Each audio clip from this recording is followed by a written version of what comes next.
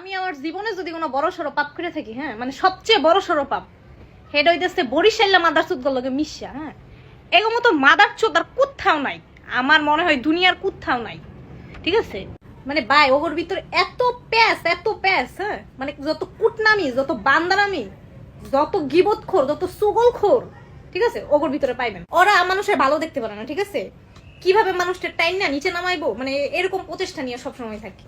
আর সব থেকে যেটা ওর অভিজ্ঞতা যেটা বেশি হেড হইতেছে সুগুলখোর, একজনের কথা আরেকজনের লাগাই কেমনি গিট্টু লাগাই রাখবো, একটু একটা লাগাইয়া এমন প্যাচ লাগাইবো মানে এই গিট্টু খোলার সাধ্য মারামারি কাটাকাটি মানে না পর্যন্ত মানে এই গিট্টু ছুটবো না। ঠিক আছে, মানে গিট্টুটা লাগাই আস্তে করে সুন্দরভাবে বয়ে থাকবো।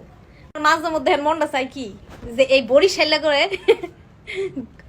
শিক গরম করে পাছা দিয়ে দিই। ঠিক আছে, মানে আমার জীবনে যদি সব থেকে লস প্রজেক্ট যেটা হয়ে থাকে যে আমি মনে করি হেরে দিচ্ছে এই বরিশাইলা আউয়ার পোলা গুলো মিশা।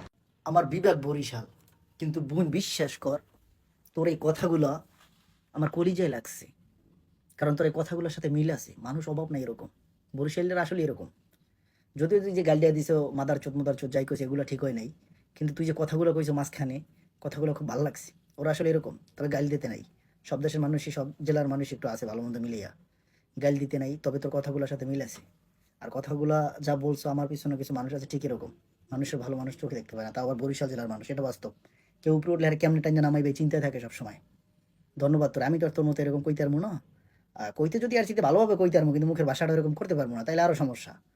ঠিক আছে, তো তুই কইস ওর সঙ্গে ধন্যবাদ, তোর দিয়ে করে বুঝাই দিলাম। ওরা যদি এখনো না বোঝে তাইলে সিলার গারো সিলাগো মনে করবো যে মাথার ভিতরে কিছু নাই, খালি গোবর আর গোবর, চিলার গারে চিলারা।